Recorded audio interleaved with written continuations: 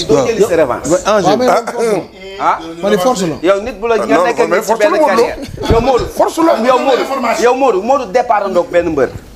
ñu départ ndoo ñoom ñaar ñu def carrière bu kenn mënul wax ci làmb. waaw nga bëreeg moom 2 fois mu daan la yow nga ni doo jëli sa revanche lu tax. xaaral lu tax nga ni doo jëli sa revanche. parce que wóor bu demee waaj da koy daan. nga ne Amadou. te li gën a garaaw mooy Simba de xaaral waaw. Simba bu woote teel na ci kanam tuuti. bi may wax su ma yàlla defee ma jël couronne bi. damay may xale yi sens. waaw boobu bëreeguma première sortie sax ak Ama Baldé. ok mais li ma lay wax nit ku nekk sañ nga am sa bëgg-bëgg. dëgg la bëgg-bëgg mooy ni laa koy doxalee. yàlla def nga doxalee ko noonu.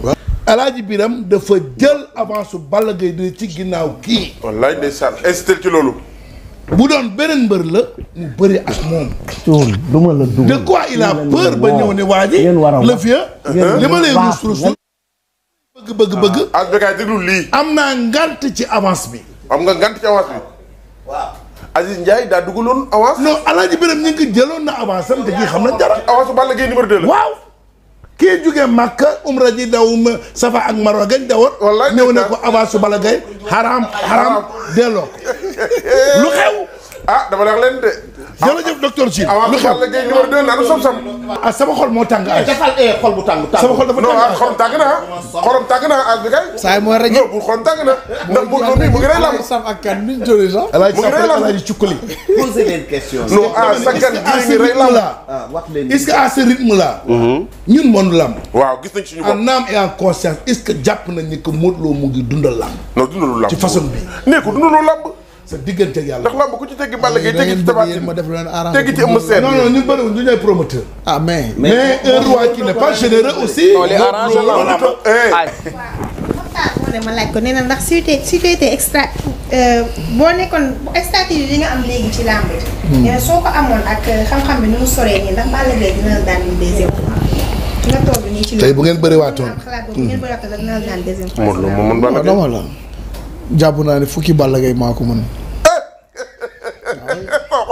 waaye déglu waaye. non amul ma dem ba ñëw. xol seet la yow yaa xam man nga comme li may wax rek.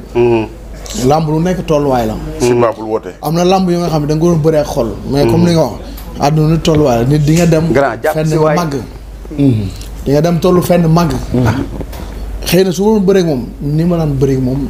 dootu jikko nga daan bëreeg moom. waaw. ndongo nga doon bëreeg moom. xare ndongo nga lool xare. mais bu ñu daje woon géej wala fenn ñu taxaw bëre normal. nga def ko lan.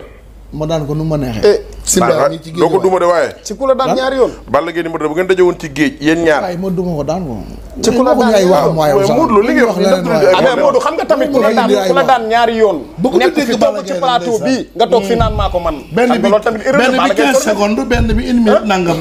benn yàggu ci. defe naa yàggul de. bon léegi ñu ñëw feneen. Safaak 8 parce heures la que dañu gis léegi. Balla Gaye sama Safaak 8 heures rek. dañu gis la